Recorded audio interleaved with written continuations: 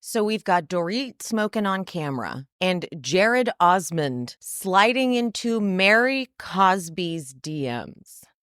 We are eating, as the kids say. Do the kids even say that anymore? Is that out?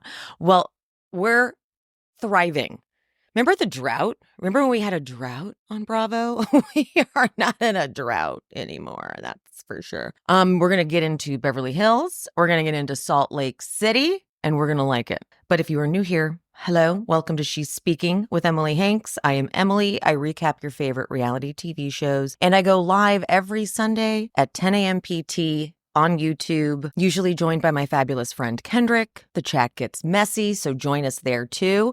If you're not already, subscribe, like, comment. Let's get into it.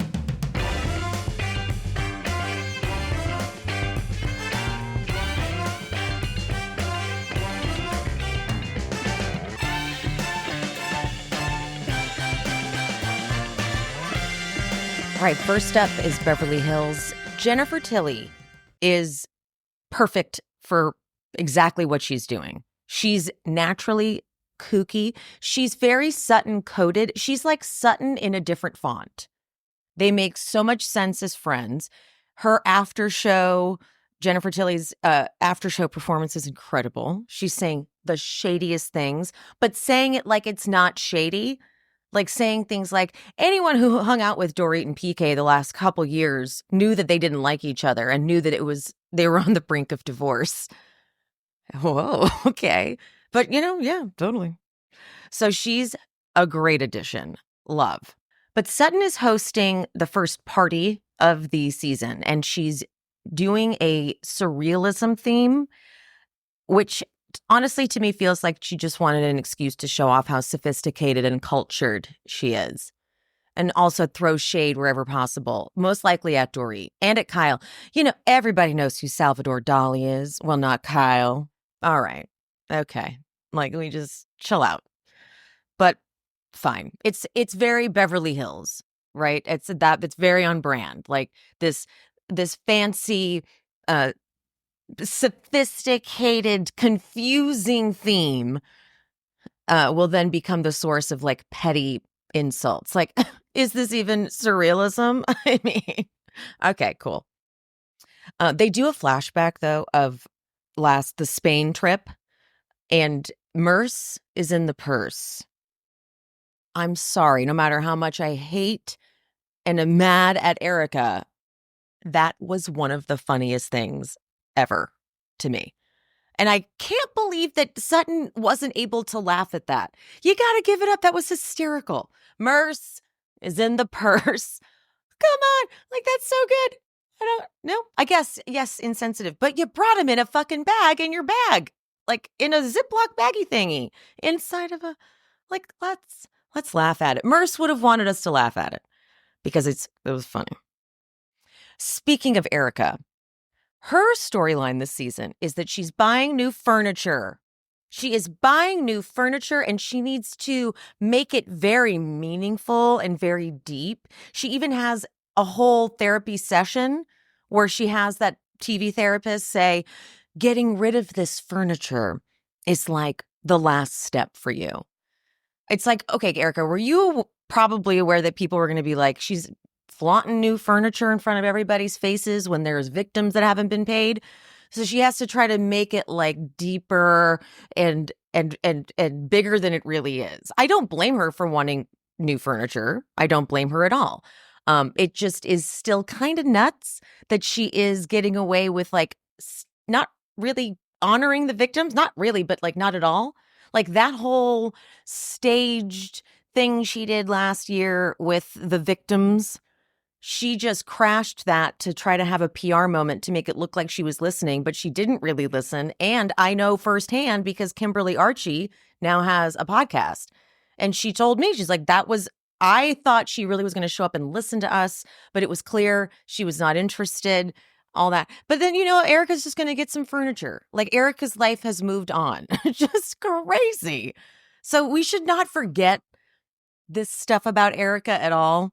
even though she's going to try to like spin this like her getting furniture is some deep thing. But I'm like, okay, that's her storyline. Goes furniture shopping with Dorit to look for things, and that's going to be okay, cool. Got it. Speaking of Dorit tells her, do you want the good news or the bad news first? Bad news. PK and I have agreed to separate. Now, Erica, I don't not believe Erica feels the feelings. I feel like everyone who has had interactions with Erica in real life, not cast members, but like BravoCon people, like anyone who's been around Erica, they all say that Erica's very warm and sweet and supportive and all that. So I don't want to say that she doesn't have the ability to feel. However, when she started crying, her eyes were wide open and she didn't blink. And like, I guess there were tears, but I've never seen that. It was honestly, it felt very like, I don't want to mess up my makeup or my work that I've had done. And I respected it in a way because Dorit sits next to her and Erica puts her arm around Dorit, but has her eyes wide open, but she is somehow crying. It was interesting to see this. It was like a robot crying. It was weird, but I'm serious. I don't think that she doesn't feel anything. I think she does care. Then Dorit, this is the first of many, explains that PK was pouring alcohol on his. She talks about how they were having issues. PK was pouring alcohol in it. And then we're getting a glimpse into that. Like they were having these big nasty fights. I'm sure Dorit was drinking too, because you drink together and they would turn into blow-ups, and it wasn't good to have that around small children. Okay, wow, insightful. Thank you. Dorit claims that at the reunion last year when she was asked how her and PK were doing, and she said, better than ever. She said that they were doing better than ever. Now, I can believe this. I really can, because PK had gotten sober, and there is a pink cloud that comes with sobriety for sure. And she probably loved that moment. But then, as we find out from PK, because he goes and meets up with Mauricio later, he's like, yeah, I got sober and realized, oh my God, what have we been doing? It's like PK had a couple months then of being sober and was like, I can't go around in circles about the same thing over and over.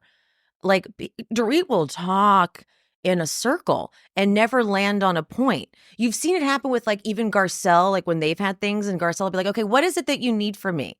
Garcelle, it's not about that. What it is, and just like goes in a circle. I feel like it's almost like a disability that Dorit has, like a cognitive disability or something. Because it's like, Dorit, do you even know what you want at all? But then, okay, so after the pink cloud wears off, Dorit says that a week ago there was a moment and one thing led to another, and we mutually decided that taking some space and separating is the best thing for us. But then she will admit a couple times that if it were up to her, she wouldn't have chosen this route. So it seems like it's not necessarily super mutual, but we'll put a pin in it. Dorit, though, asks Erica not to tell Kyle, because Erica, the next scene she's filming, is with Kyle at Kyle's house. And I actually did feel for Kyle. I know what it's like when you live in a home where the man set everything up and you don't know how to work the remotes when they're gone. Okay, been there. Why do they like to complicate it so much? It's like, I got one, now I have my own TV and my own shit. I got one remote. All right. Why did I have like 6 remotes before? Okay. And anytime my ex would go out of town, I'm like, which was like never, but if he wasn't home or whatever, it'd be like, now is it this one on? So anyway, Erica goes to Kyle's. Kyle is so pissed because Dorit shared the text message at the reunion. The irony of her telling this to Erica is not lost on me, because Erica was fully co-signing Dorit's opinions on the text, saying, yeah, that is totally manipulative. She is absolutely trying to silence you. And then here's Erica like, yes, that was bad. They keep doing flashes between Erica with Dorit and Erica in this moment with Kyle, because she is really playing mediator. She is doing her best. What she wants to say to both of them, mainly more maybe Kyle, is this is nothing. This is like so small. I mean, yes, reading the text, that's a big violation. But like, let's discuss the text again. What else was Kyle trying to do besides silence Dorit? Maybe like silence is a very dramatic word. It was to make sure that Dorit didn't talk about their issues on the reunion. I mean, I guess that's silencing. I guess that is silencing. And as Dorit explains in the after show and on the regular show, she hadn't heard from Kyle in months. And then the day before the reunion, here's Kyle sending this message. And I don't even know if Kyle recognizes that it was manipulative. I feel like Kyle might think of it as what she always has done. Crafted how she shows up on the show. You know, and she's still not knowing how to show up on the show with the whole Morgan of it all. We'll get to that later. But I guess she was trying to silence Dorit. I guess she was. And I think Dorit is probably used to getting messages like this, or used to getting a bit of an instruction. She also is friends with Lisa Vanderpump. I'm sure Lisa Vanderpump did something similar. And so Dorit is just like not going to put up with that. And I get why Kyle would be upset with that, because for Kyle, you're going against protocol. This is how I've been doing it this whole time. I've been here from the beginning. Okay, but back to Erica trying to mediate. Erica's like telling Dorit, do you think maybe she was upset with you with the Kathy thing at the reunion, how you got involved? It was a lot of other things. Okay, but that's where it started for Kyle. But like Erica doesn't want to push it. And then she'll say to Kyle, do you think maybe it was the Amazon Live? And then Kyle will say, well, that was after she said things about me. But Kyle is pissed about BravoCon. Kyle kept saying like there were a bunch of things, but all we are really seeing is that there was the rate the Richard sisters from favorite to least favorite or whatever, and Dorit went to take her little shot and Kyle knocked it out of her hand, and then Dorit said, well, Kyle's last, Kathy's first. And Erica's like, you were embarrassed, and Kyle's like, you would never do that, Erica. Maybe that's on the after show. She says that Erica, you would never do what she did. You were playing shady, stupid games on the stage at BravoCon. Like, it's not that deep, but Kyle is just very strict about how her friends show up for her, even if she doesn't necessarily like deserve it. Because at that point, her and Dorit were not good. It's been a couple seasons. They've always had tension from the beginning. Let's not forget how she came on. Dorit came on as LVP's new, like LVP tried to make it seem like she had been friends with, PK and Dorit forever. But it was clear that was like the first time they were really hanging out, because when I think it's like episode 2 of that season, Dorit and Lisa go shopping, and Lisa's like, the more I hang out with Dorit, the more I like her. And that just seems like that's the first time you guys are really spending time together. So Kyle was already coming off of like a weird season with Lisa, because we know how those seasons were. And then in comes Dorit, and Lisa kind of uses Dorit like as a bit of a pawn to kind of taunt Kyle with Dorit. So then Kyle and Dorit end up having like a little tension, and it's just been simmering this whole time. So this is not that weird that they don't really get along at all. It's just about time that they're actually talking about it.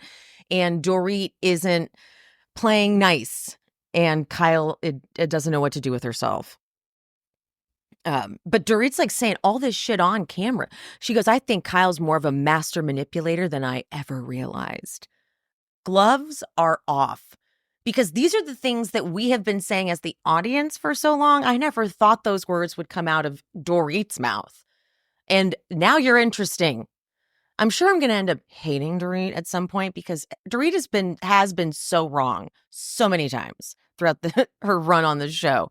And the biggest crime Dorit has committed has been season after season of doing nothing, being proud to not get in the mess. It's like, bitch, then don't show up anymore. So if she's going to be here and she's going to finally show up and do something, I'm on board for that, even if it's to be a horrible villain. But it's a smart play to go against Kyle in terms of with the audience, because you're going to get support. You're going to get fucking support for sure. Moving on to Garcelle's storyline, which is once again that she's more booked and busy than ever. And we love it for her. But I am going to say, yes, I love that she asks the tough questions in the scene, in the moment. She's great in those interactions, does what people don't normally want to do. I get it. But like, I can't keep getting like PR for Garcelle. That doesn't feel totally fair not to say something. Because if this was anyone else, I would say something. But it's like, Garcelle, you need more drama in your life. I don't know what you got to do, but like, she just doesn't have anything personally going on that's so bad. She's got Oliver there filming again. Like, Oliver had some drama, but like, what can she say about it? And so it's like, okay, fair. And then I hope we don't see too much of the twins because I feel like they've had enough. But if we do, great, cool. But like, I don't want there to be drama with her boys. She doesn't have a contentious relationship with her ex anymore. Like, she just doesn't have a lot of drama going on. And so this is what she's got to do. She's just working a lot. So I'm very happy for her. We love fucking Garcelle. She's awesome. But I just wanted to say, like, this is once again the same kind of thing happening. But then when we get to the scenes with Kyle later, she shows up and does what she does best, which is like ask the tough question right to your face. Anyway, I said my piece. Moving on. We get the Dorit and PK announcement. The statement goes up and it's all the headlines. And then Dorit lights up a cigarette on her way to Kathy's. On her way to Kathy's. Can we just point that out? On her way to Kathy's. She's in an open war with Kyle. And the first Richards sister that she is seeing, I guess it's a Hilton, is Kathy. Kathy fucking Hilton. Like, that was just gangster, in my opinion. And when she shows up to Kathy's, Kathy is in like a tomb of beauty regimes and then like she just like sits there as all of these people touch her face and put masks on her and then makeup and then hair. And but let me tell you something about Kathy. It really felt clear that Kathy has had to have a conversation with a friend going through a divorce or a separation many times. She knew the questions to ask. She knew the energy to bring. It was just really funny. Like, oh, she's had many women come in while she's in her boudoir getting made up and asking all the questions. So hilarious. While this scene is happening, PK then meets up with Mauricio. The emotions coming off of PK were making Mauricio quite uncomfortable. So then Mauricio like brings it to himself, and it just felt very self-centered for him to be like, look, I've been separated a year now. I just moved out. You know, I've learned to enjoy the journey. Thanks, dude. That's like classic. Thanks for not saying anything, but also kind of making me feel shitty. Like, what? But he wasn't expecting PK to be like emotional. So he was like, oh, that's not really how we've been when we're not rolling cameras. So, but here's an interesting thing. They're not telling the kids. And when PK said their ages 8 and 10, I was like, well, I was 10 when my parents got divorced. And my parents told me. How could they have gotten away with saying, I mean, I don't know. Like, I guess it's going to work for them, I guess. I just thought that was such an odd thing. It's an odd move, but I don't want to judge parenting. But I just was like, well, how? And the fact that, because Dorit explained it, like they just think daddy's working because he's staying at the Beverly Hills Hotel and they go with him on the weekends and they just think, oh, daddy's doing business. But I'm like, but she says that her kids ask questions and she answers, but then it seems sufficient for them. I don't know. It's a little crazy, but also like this just kind of goes in line with Dorit. Dorit's nuts. She's crazy. Now, back to the Dorit telling all the PK stuff. She goes, PK's got a sober coach, but I'm not privy to that, as you should not be because it's confidential. She goes, he's a full-blown alcoholic. Oh, my God. That is not what you say. I love it because it's so wrong, but it's wrong. This is not how you should be talking about this story. You don't just say he's a full-blown alcoholic. That is not, you don't get to call someone else that, especially not your ex-husband, sort of. No, it's not the fucking move. It's so bad. Telling everybody, like, no one gave her a handbook on how to deal with this. Okay. Although there are many, by the way, there are many books out there on how to properly handle a partner going through recovery. But Dorit did not read those. No, she did not. She did not. Kathy goes, are you a good listener? And she says, yes. Dorit says, I am. I'm a very good listener. Okay. Well, now you are definitely delusional, and we are not mad about that because, yeah. But this is where PK says, I got sober and it became clear we were just taking bites out of each other. I'm like, it became clear that there's no communicating with her. Like, you can talk in circles. But then PK goes, we were like Bonnie and Clyde before. She was my shadow. We'd go everywhere together. She would come and stylize the evening, and she'd socialize. And then life got in the way. The babies, we moved, and she could say I was away, but I could say, well, I was working, trying to sustain the lifestyle that we were used to, and also to sustain her ambition. Okay. So you wanted a party pal. And then you also wanted kids. I'm assuming you wanted kids. And now that and I something tells me that he didn't want her working either. He wanted her to just stay home, take care of the kids. So then she became the homemaker or whatever, and taking care of the kids. And now he's like, but I want to go party still. And she's like, which is funny, Mr. I got sober, but I want to go out and party. Like, how interesting. And then when he says trying to sustain her ambition. Yeah, I remember Beverly Beach or whatever. What did they end up calling it? Was it Beverly Beach? Yeah. Dorit, though, this is where she admits. She's like, I would not have gone this route. And then they cut to her confessional.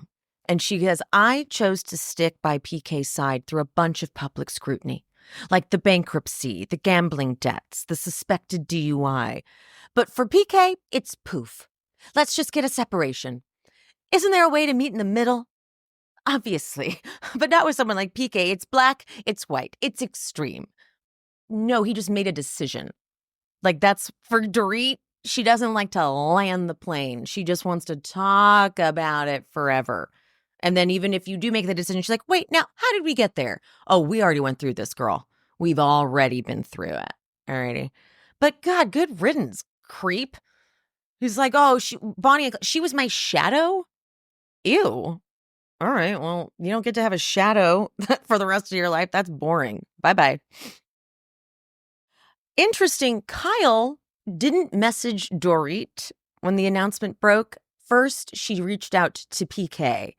And then later, when she told Erica, I text PK, should I text Dorit? I was going to send her this. Erica was like, yeah, you should. You should have sent that.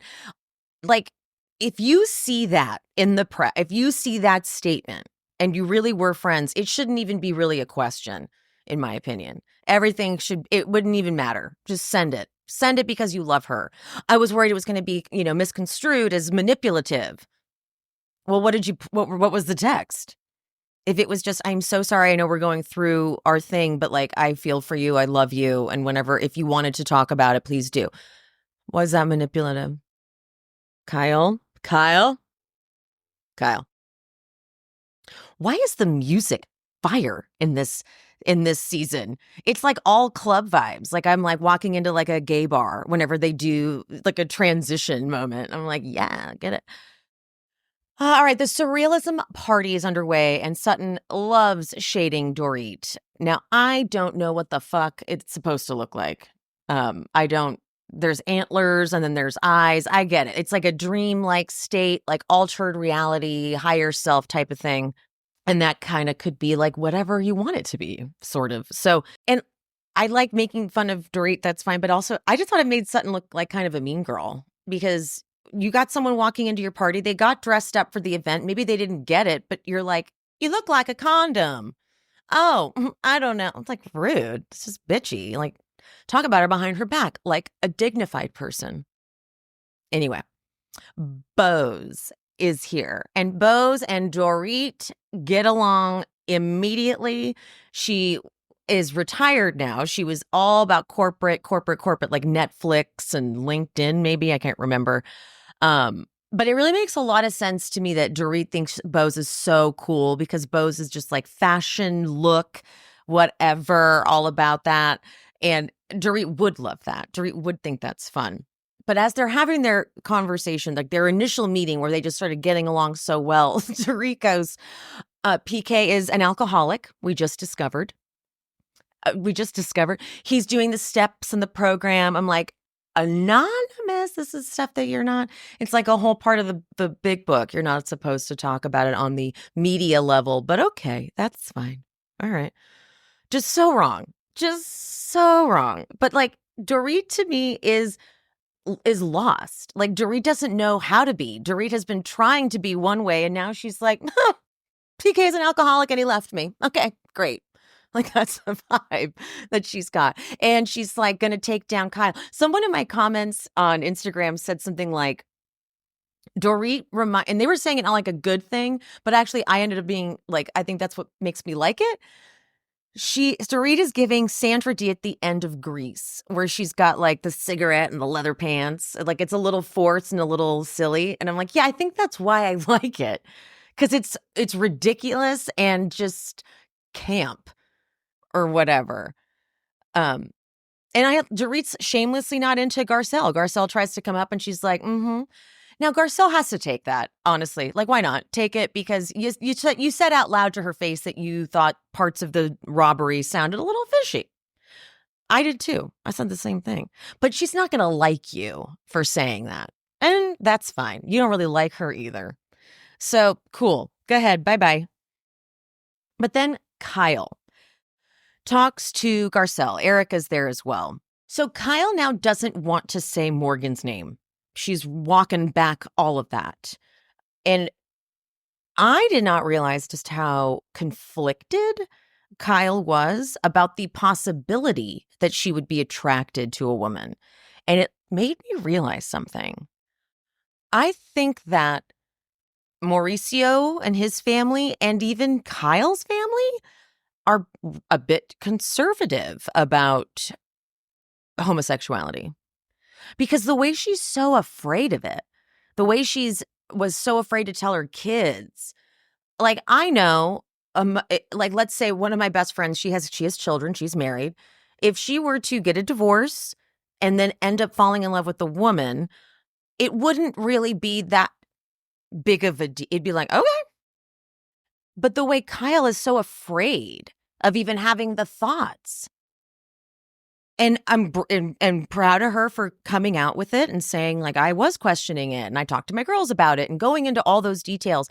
But the conflict around it and the fact that she really is claiming she really didn't even think about it until all the rumors and the headlines and the coverage of it. She's like, that made me go, oh, wow, maybe I am questioning my sexuality. I'm like, wow, you didn't even think of it until then? So that it really shined a light on. I mean, I know Mauricio's mom is very conservative and posts a lot of tweets. I don't follow her. I don't go on Twitter anymore, but I remember that from years ago, discovering that his mom was posting a lot of like anti-trans stuff, I want to say. I can't remember. But maybe that was part of the fear for Kyle. And that's just very interesting to me. But anyway, as they're having this deep conversation and Garcelle and Kyle are literally holding hands, Dorit, with her big old hat, looks over and is like, excuse me, it's time to let them know I'm here. And she walks right up and goes, hello. Hi, Kyle. And Kyle is so thrown off And she's like, oh, I can't kiss you because of my headpiece. And Dorit says, yes, this is also a weapon, so careful. She says it twice. Careful, Kyle. Then, after that entrance, Dorit sits down.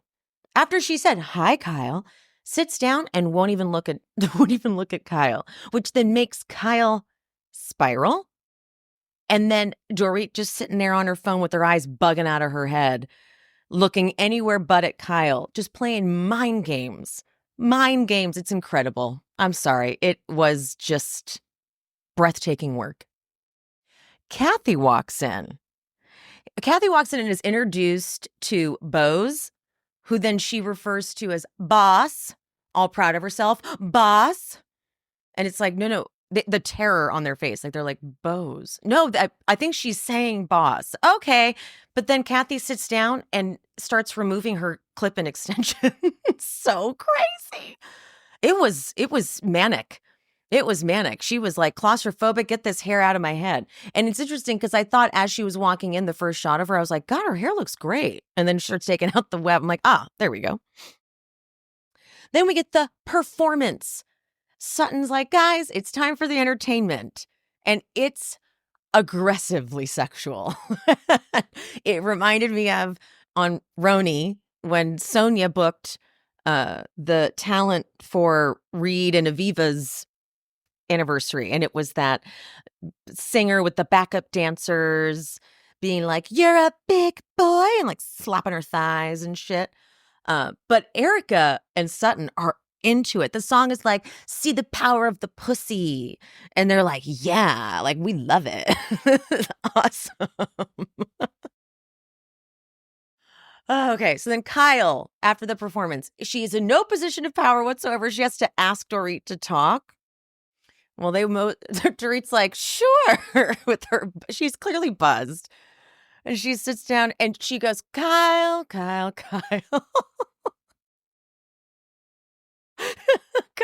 face is like, what's happening? And Dorit doesn't let up one time because I've had enough of feeling like I'm tossed around, thrown away, made to feel like I have to reevaluate if we were even friends. Okay, if you're just going to be aggressive then and not talk things out, then I'm going to go. I'm here to work things out with you. You're not even acting like yourself. What's wrong with you?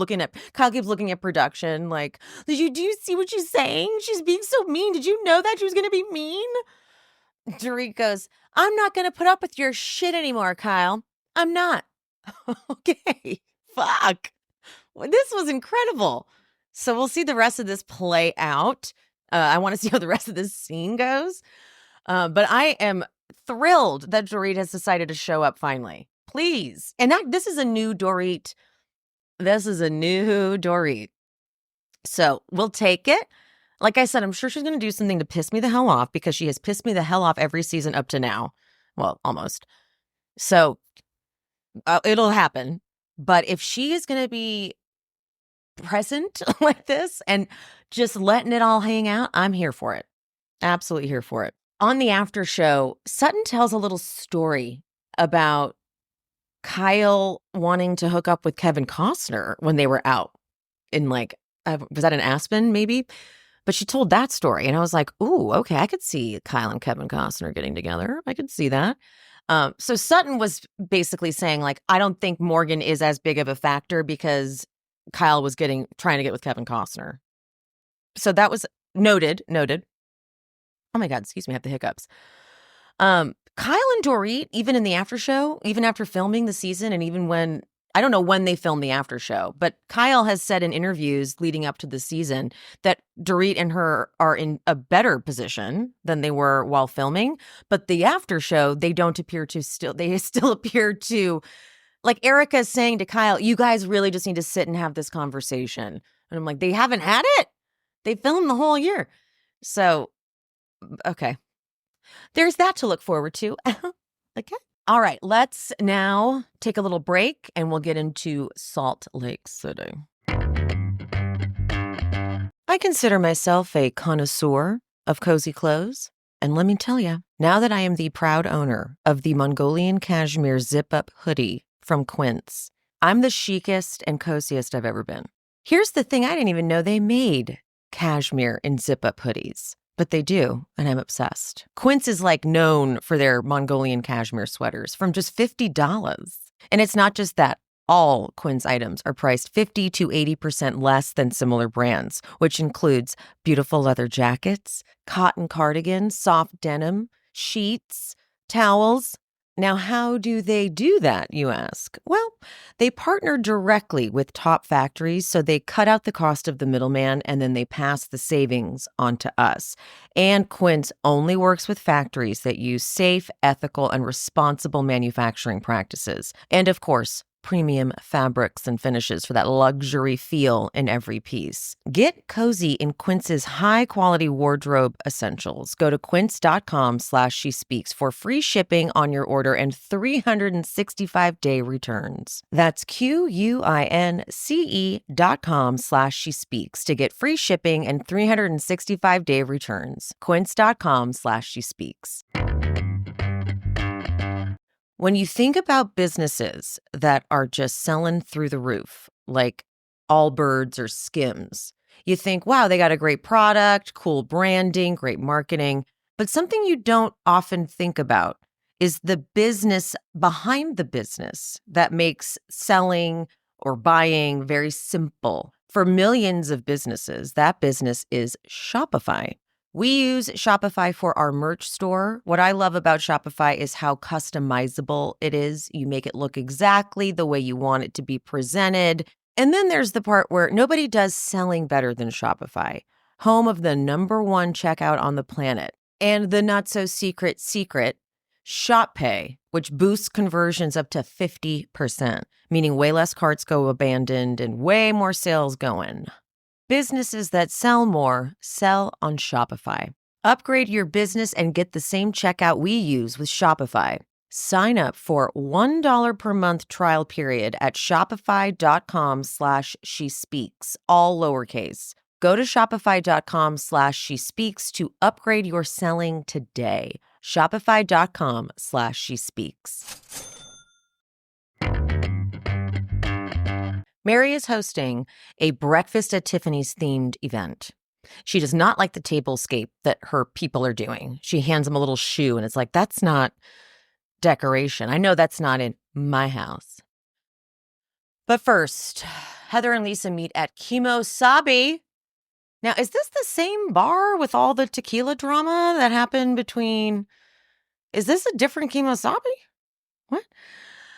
Lisa, in all seriousness, Lisa says, I missed you on the trip, so I felt super bad for me.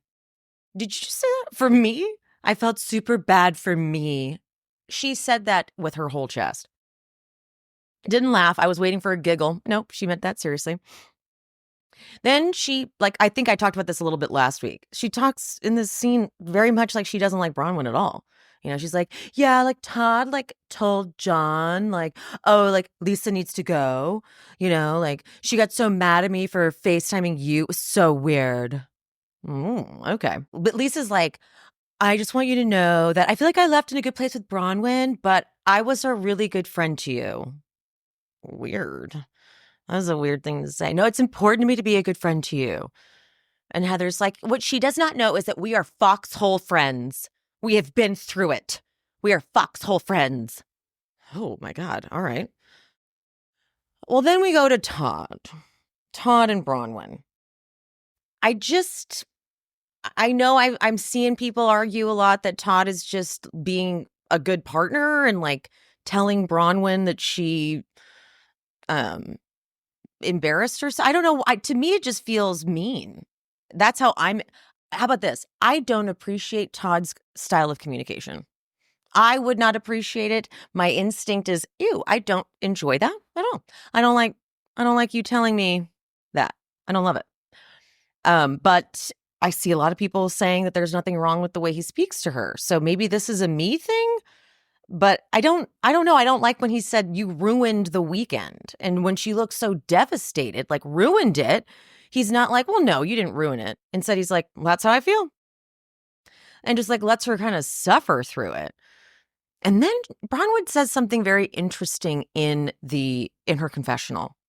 She says, Todd doesn't like when I show my emotions publicly, but if we are really going to go all the way, Todd doesn't want me to privately show them either. That's, saying that on camera, like, I feel like Bronwyn might be, I'm hoping that Bronwyn wants to collect this check from this here show and then maybe leaves Todd. Because I don't know. I don't love it, but I see other people loving it. So this could just be a me thing, honestly. What I did love was the scene with Angie and her dad about her mom. I definitely got choked up because I think with Angie, those feelings are so complicated where her mom passed away, but she was left feeling neglected and sad by her mom. And those last few years, she said, I resented her and I missed her, but then I don't want to take away her legacy or defame her or whatever. But I'm still the kid that needs to be comforted because I wasn't properly comforted by a mom. So it was a great scene. Angie's dad, oh my God, what a mensch, right? That's a good thing, right? All right, Mary's breakfast at Tiffany's event. I'm cracking up at the number of staff she has waiting out front. Were there like 4? What are they, valet people? There's no need because everyone's getting dropped off in a car. And then it's not like they need like an escort to get into the house because it's a bit of a ways. It's just right there. So these people are all just standing out there in like a bad Tiffany blue too. Not even like a nice Tiffany blue, in like whatever the stock Tiffany blue they could come up with for uniforms blue. And then you just like get out of the car and then walk inside. And so the person's like, there you go inside. Overkill on the staff, but okay, love it. Bronwyn, poor thing, is first to arrive because she's like, I usually like to arrive late, but I'm afraid of Mary, so I will not be arriving late to her event. Meredith arrives next with the bangs. Now, Meredith, did Brooke see you before you left the house? Did he let you go out like that? That is not a good gay son. That's not a good gay son at all. That's not allowed. Those bangs were so bad. They called the episode Kiss, Kiss, Bang, Bangs, Bangs. That's so good. God, I wish I was good at titles like that. That is just, there's no topping that one. The bangs. Lisa, because she will not arrive in theme ever, arrives in an outfit that Mary actually wore on Watch What Happens Live. And Mary's like, and she shows up in my same outfit. Lisa's confessional is, I was front row at the Fendi fashion show in New York when it originally debuted. Mary probably bought it off the rack at Bergdorf's, but I saw it first. Yeah, it's snobby and shitty, but like Mary tried to shade her for wearing her outfit, and so Lisa's allowed to respond. Also, important to note that this is the episode that we would have seen a big fight between Mary and Lisa. We may still get some of it, but there was something going around while they were filming that Mary had said the R word. Allegedly, Lisa said something about how Robert Jr. was on drugs. And I don't know if Mary was saying what she said in retaliation to that. But regardless, that word should not be coming out of anyone's mouth at all. To be used in that way. The R word, for those, what other R word is there? I'm sure I'm going to get people being like, what's the R word? The one that talks about disabled people, mentally disabled people. That one. And that's bad. And the thing is, though, when it comes to Mary, is she has said so many bad things, but it doesn't seem to really matter. However, this season, it's clear they want Mary to get a good edit and be loved, which is working, and she's giving us so much more. But that would have most likely made us go, well, damn it, what do we do now with this? I mean, I know people would forgive her. I mean, we have no choice. And I don't know exactly why Lisa brought up Robert Jr., but I guess some big old fight breaks out. Meredith, this may all be happening next week, but Meredith came back, another fight occurred. And then Mary kicked Lisa and Meredith out or something like that. So I forgot that this is the moment that, because I remembered seeing the R word thing going around. I was like, uh-oh. But that's what this episode is. We will get to that. But we'll get to that. Heather arrives and intentionally and obviously ignores Bronwyn. And Mary's like, did you say hi to Bronwyn? No. Does she want a kiss? Well, there you go. Fine. Oh, okay. Heather's coming in. Got it. Okay. Heather's coming in with an energy. They sit at the table and Angie notices, oh my God, I'm surprised to see Brittany's name tag here. Mary says, I invited her so I could show her I'm not poor. Oh, okay. Amazing. Incredible. Angie says something about, they're looking at the plates, the Versace plates. Angie says, Abraham Lincoln had plates with the Greek flag, the Versace plates. And they're like, well, how? Because Versace wasn't alive when Abraham Lincoln was alive. And Angie's like, let's Google it. And I'm with Heather. There's no reason to Google that. We don't need to Google that. That's it's like not possible. But okay. Brittany, this bitch arrives late and not in theme. And as she doesn't even say sorry to Mary. She's not like, oh my God, I'm so sorry, I'm late, I'm so sorry. No, she hugs Mary and goes, the best comes last. And Mary's like, no. And then Meredith goes, did Mary send you a different invitation? Mary, nope, same one. So bitch has not just arrived out of theme and late, but then she is ready to fight. Mary gives a cheers. Well, first, actually, Heather goes. Mary gives a little cheer, thank you all for coming thing, and Heather goes, thank you for the invite, and I love that everyone has been included. And then she looks at Bronwyn, which I think is important, and which we know did not happen for the Palm Desert trip. So thank you for the invite, and thank you for including everyone. Does Heather say in her confessional that she decided to serve cunt right out the gate? They bleep it out, but did she really say she's serving cunt? You don't get to say that. You weren't serving cunt. Like, the only time you can say that about yourself is if your outfit is like, this is cunt. But you coming in being messy and petty, it's not serving cunt.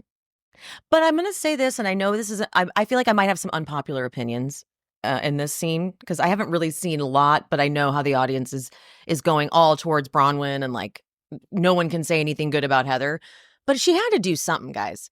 Heather wasn't invited on the trip, missed out on a paycheck for those days or that day or whatever. And so she had to show up and do something. She just did. So she did something. I'm not mad at her for that. Was it good? No. Was it good? Not really. No, it wasn't very good. However, she needed to do something. So she did something. There we go. Then they start eating food.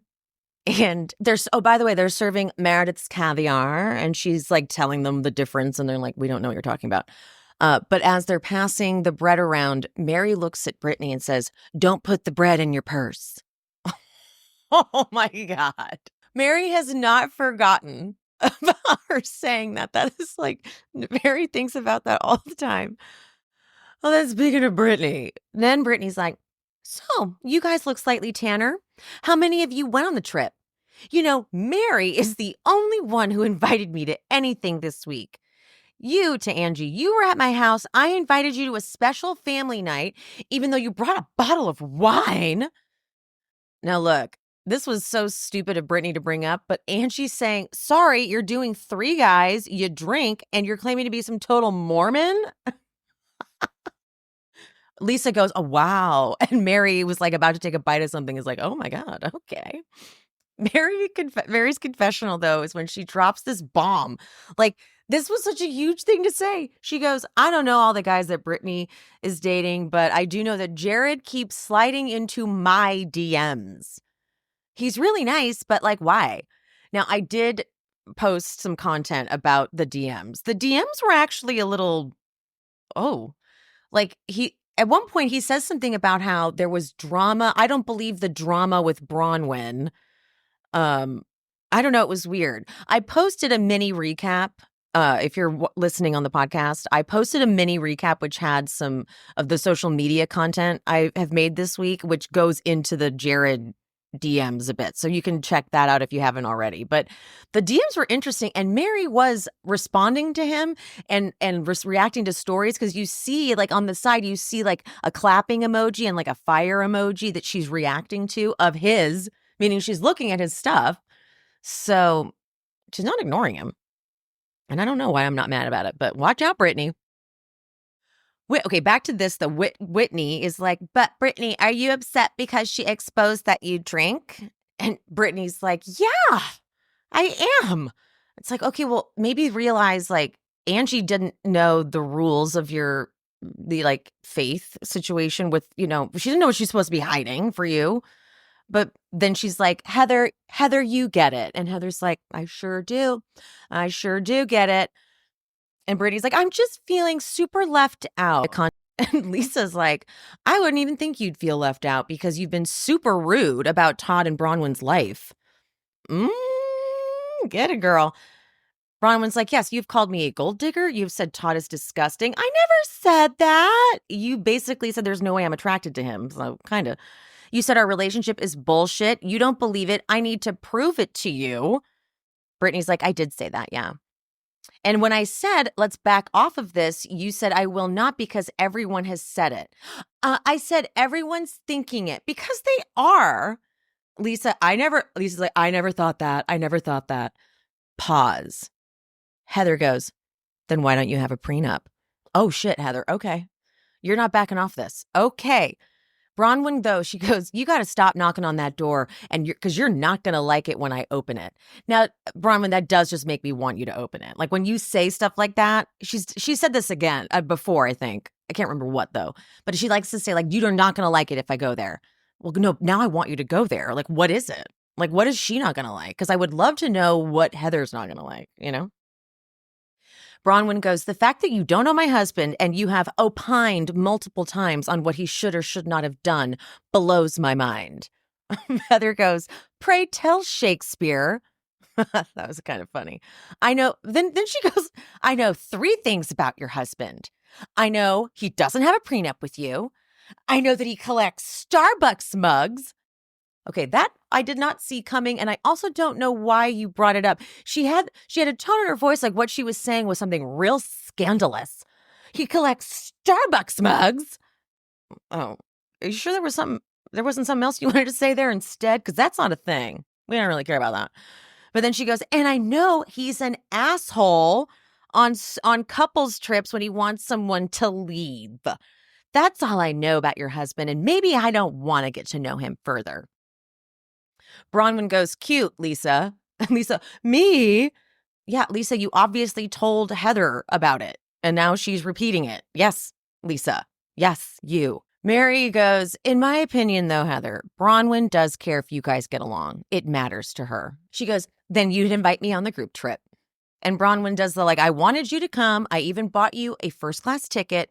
And you would think Heather would go, oh, really? Nope. Heather goes, how? How'd you book a ticket for me? Because not a single person here knows my actual birthday because I've lied to every single one of them. Why did you say it like that? Like she was so happy to say that she's been lying this whole time about her birthday because it proves that Bronwyn's lying or something? What the fuck? Then Bronwyn shows the receipt, like, here it is. Here is your ticket. And Heather doesn't believe it. She's like, and give me your phone. Give me your phone. I want to see the whole thing. And Bronwyn's like, I will forward it to you and you can memorize it. Heather goes, so who took my first class seat then that Bronwyn so generously purchased for me? I'm like, well, you opened up this can of worms. Lisa's like, I couldn't move myself because by the time John went back in the app, it was gone. But I wish I knew that's how I was getting home. I would have bought my ticket myself. That's true. Fair. But then she looks at Angie and goes, you weren't exactly thrilled. Now, I'm a little shocked by that because I watched the footage and Angie didn't seem to care. She asked, how are you getting home? And Lisa's like, I don't know, what seat are you in? I'm in 19, whatever. And then Lisa was the one who was like, oh my God, what? I don't know how I'm getting home. Like Lisa was the one who was upset. But unless they're holding on to footage, I don't see any footage of Angie being upset about it. So her trying to be like, you were upset too, means that like in that moment, Lisa was experiencing delusion. She was reading what Angie was saying to her and being like, see, Angie's mad too. And I really didn't get that from Angie. Like I said, unless they're holding on to footage, honestly. But Bronwyn, she is just shocked. But anyone is complaining about having to sit and coach when you got gifts, your husband's got gifts, I got the house. The fact that you're complaining about where you sit for 67 minutes is wild. Now, I know people have not enjoyed that Heather says this, but I actually kind of thought it was sort of a decent comeback because Bronwyn's trying to like shame them so much for having a problem with coach. But then Heather goes, well, if it doesn't matter where you sit for 67 minutes, why did you book yourself and your husband in first class and all of them in coach? And Bronwyn says, because it was my goddamn credit card. So I put myself where I wanted to be. Now, I know people are like, I am eating that up. I love that line. That's right, bitch, boss. I'm like, okay, but that's sort of the point. Like, they would have bought their own flights home. If you didn't want to splurge on the way they'd like to travel, typically, that's totally fine. Maybe just tell them that. But like, you know, you wouldn't want to sit coach if you could avoid it. But then when Lisa's like, I don't want to sit coach, you're like, I bought you this. I got you this gift. I got you the house. It's again, reading to me like someone who it's not her money. It's her husband's money. Because it really reminds me of my mom, the way she keeps track and because it's not her generosity, it's Todd's. And Todd clearly isn't like the, sweetest, warmest guy, maybe. I don't know. But yeah, I did think that her saying it was my goddamn credit card. It's like, so you just didn't want to get them the tickets. Would I expect someone to? No, we're talking about in Housewives land. In my real world, if someone bought me any fucking ticket home, I'd be like, you bought it? You're incredible. You're amazing. I would be in heaven if someone did that. It was generous beyond belief. But if you're talking like, I can't believe you guys are complaining about that, yet you wouldn't. I thought this kind of got it proved something to me from Heather. Like, she's right. Why didn't you sit and coach then? If Lisa has such a problem with it, why didn't you just hand over first class? Why didn't you just say we're going to switch the seats? I don't know. Because it's like there's something there. There's something to the money thing. Reminds me of my mother a little bit, which probably means I'm projecting. So maybe none of this is true, and maybe this is just my own shit. That's possible, I have got a great gift idea for the man in your life, and not just like a husband or a boyfriend, but like a gay bestie. The Chairman Pro Electric Foil Shaver from Manscaped. The Chairman Pro has Flex Adjust technology, and apparently this is all the rage among the men's who are into grooming, and not just grooming on the face, grooming in more sensitive, delicate areas as well. And the Chairman Pro has not one, but two interchangeable skin-safe blade heads. There's the skin-safe 4-blade foil for when he wants that baby bottom smooth, but then there's also the skin-safe stubble trimmer when he wants to keep a little bit of stubble but clean it up. Hello? The Chairman Pro is also waterproof, which means he can use it in the shower, which really simplifies things and helps men a lot with razor bumps and things like that. You get up to 75 minutes of runtime on a single charge, so he can have plenty of juice to go from Santa's beard to smooth as a snow angel, huh? It even has a travel lock to help make sure it doesn't accidentally turn on in his bag, and an LED spotlight to help you see every detail, ensuring nothing gets missed, huh? Gift your man with the ultimate grooming experience by Manscaped and get him the Chairman Pro package for the holidays. It's a thoughtful and practical gift that he'll actually use and love. Get 20% off plus free shipping with the code SHESPEAKS at manscaped.com. That's 20% off plus free shipping with the code SHESPEAKS at manscaped.com. But Bronwyn gets her back. Bronwyn gets Heather back real good. She says, it doesn't matter what I say to Heather. Heather is just going to go say, oh, here's another problem. There's no getting through a problem because once I say I was actually trying to invite you, Heather then interrupts and goes, oh, yes, you're so astute for someone who's known me for however long. And then Bronwyn goes, see, every time I say, let's get all the way to the bottom of this, Heather changes what it is she's mad at me about. Whitney tries to step in and be like, Heather, maybe you can see whatever. And then Heather reacts and goes, listen, I know I'm coming on strong, Whitney. I know that I'm angry. I know that I'm coming hard at Bronwyn. I know all this because I'm very hurt. Okay. Bronwyn finally says it in a way that Heather gets it. She goes, I'm still open to getting to know you, but part of me feels like it's not just me in this situation because you don't hear me when I say, I wanted you to come. I want to fix it.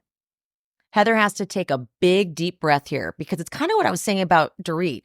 Like, Heather, you've been asked, what do you want from this? And you won't give an answer because then she gives you an answer and you don't like it. And then you keep getting mad. So then Heather has to say, I'm fiercely defensive of my friendships and we have a very dysfunctional relationship. I don't expect you to understand. So I'm cautious of new people, to say the least. And to be left out like that hurt my feelings. And I'm going to process that. I'm sorry that it's coming at you so hard. I'll take you at face value and believe you wanted me there. And then she apologizes. And I was like, thank God. I know this doesn't last because Heather is still very mad in the after show. As these two cheers, as the two, Bronwyn and Heather, start to cheers, I can hear on the second or third watch, I can hear Brittany going, what about me? What about me? And I can see there's a moment where you see Mary go, don't do that. But then it's too late. It's too late because Brittany then stands up and says, you guys, what about me? I want a kumbaya moment too. Oh my God, that was hideous. Ugh, hideous. I hated it. Lisa goes, all right, if you want a kumbaya moment, you could apologize to Bronwyn. Bronwyn, I officially apologize. Oh yeah, we believe that. Bronwyn's like, because you mean it or because they're telling you to? Because I mean it. What? Because I mean it. And then she's like, thanks, guys. I feel better. I'm actually glad I'm talking this out. They're like, yeah, okay. What the fuck? I didn't even finish taking notes on her part. I'm like, blah, blah, blah. I don't care. But then Mary makes the grave error of opening it up to everyone. Let's just move it. Let's get it all out and move forward. And I'm like, that never goes well. But then Angie's like, okay, so Meredith, I would like to point something out. Angie liked my TikTok that I made about how Whitney was actually the cause of the rift between Meredith and Angie and Sean and the whole thing. And she liked that video. Angie did. So I don't know if Angie now is seeing that technically Meredith didn't say there are rumors that Sean is gay. She said, you want me to go there with the husband? The rumors and nastiness about him? Now, was she saying behind closed doors that he was gay? Yeah, maybe. I don't know. I don't know. We don't have any proof of that. I think that Meredith was, I think I've talked about this at length already, but Meredith was continuing her like pretending she knew something about Sean because I think she was just drunk that night. She said the rumors and whatever and was like, I know things about Angie's husband that would not be good for her to cut. I don't think she had heard the gay rumors. And I think Monica, at the first opportunity she got when Whitney was like, so what have you heard Meredith saying?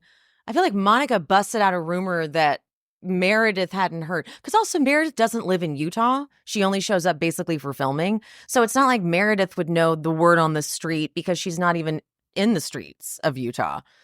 And I think Monica just busted that out and was like, what the fuck? And so then Meredith got blamed, but the words never technically came out of Meredith's mouth. And she is snaky and she does a lot of scheming behind the scenes. But this one in particular thing, I think, was a rogue Monica thing. And now Meredith's blamed for it. So Angie's still coming at Meredith in this scene like Meredith definitely said it. And hence therefore, that's why Sean said what he said about how now she's parading her son around to try to look like she is an ally, but she's fucked up. But Meredith is not saying, well, a lot of things are probably cut out of this scene, but Meredith's not like, look, I get that you think I said that rumor. I didn't. And I don't know how many other ways to tell you. You never heard it come out of my mouth, so you can't prove I'm the one who said it. I didn't say it.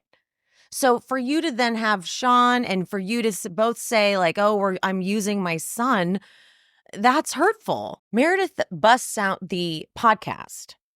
And I don't understand for the life of me why Whitney grabbed Meredith's phone so aggressively.